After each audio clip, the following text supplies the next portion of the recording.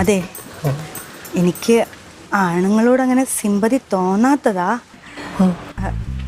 പക്ഷേ ചേട്ടൻ അവിടെ വന്നില്ലേ? അപ്പോൾ കാല് തട്ടി വീഴാൻ പോയില്ലേ? അപ്പോൾ എനിക്ക് ചെറിയൊരു വിഷമം വന്നു. സത്യം സത്യം സത്യം.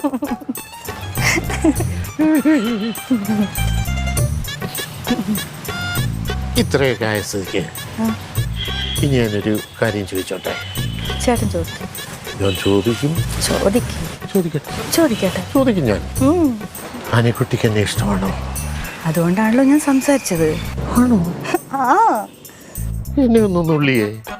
എന്തിനാ? അല്ല, സ്വപ്നമാണോന്ന് എനിക്കൊരു സംശയം. നുള്ളണോ തലോടണോ? നുള്ളിയാലും തലോടിയാലും പ്രശ്നമില്ല.